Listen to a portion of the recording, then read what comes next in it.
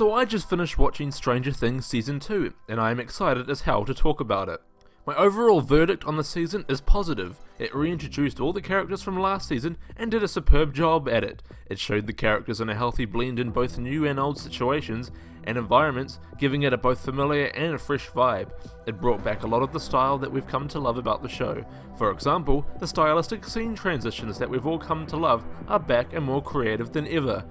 What this season did extremely well was seamlessly fleshing out the characters that we are already familiar with and introducing new characters while taking the time to also flesh them out.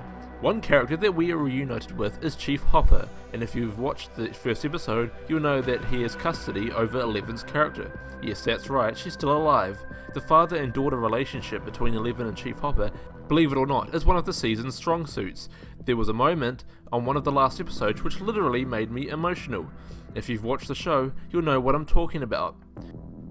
The kids in the show are great, which comes as no surprise considering they were arguably the most popular part of Season 1, and if you've seen the trailer, you'll know that there's a new addition to the main cast, a girl named Max. And it's about time, it's 2017 Netflix. But no, in all seriousness, she was very much a great addition to the cast and look forward to seeing where they take her character next. Another thing that is worth noting is the tone. This season had a much darker tone than Season 1. Now, while the tone of the first season was overall pretty light and fun, this season went the Empire Strikes Back route and wasn't afraid to get dark, surprisingly dark at times in fact. In case you don't already know, the boy who was kidnapped and taken into the Upside Down in the first movie is at the centre of this all again, but rather than just getting kidnapped by an interdimensional monster, this time, the storyline is more elaborate. He now has the ability to see into the Upside Down, and can see what dangers lie ahead. I personally really like this aspect of the show, and it made for a lot more of an intense and slow burning build up to the show's exciting climactic battle.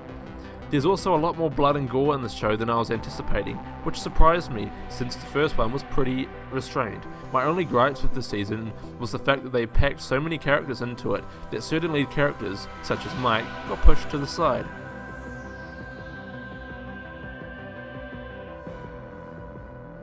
And my other gripe is with episode 7. I will go into more detail about that episode in another video.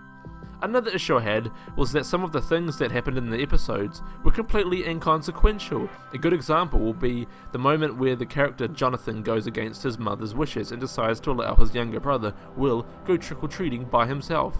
I was expecting to see some sort of fallout between him and his mother for this, but nope, it completely got swept under the rug. Another is the fact that the same character, Jonathan, oddly enough, has a romantic moment with one of the show's main female leads. Again, this is barely touched on for the rest of the season. It's like they just completely forgot about it, all pretending it never happened. In conclusion, this show did what most sequels do, and it did it well. It had a larger threat than its predecessor, and was much darker and longer. Was it as memorable as the first? No, but was it worth watching? Hell yes. Other than a couple of minor story flaws and one weak and out of place episode, my rating for Stranger Things Season 2 is 4 out of 5 stars. If you liked this episode, please give it a big old thumbs up and subscribe because I will be doing more like this.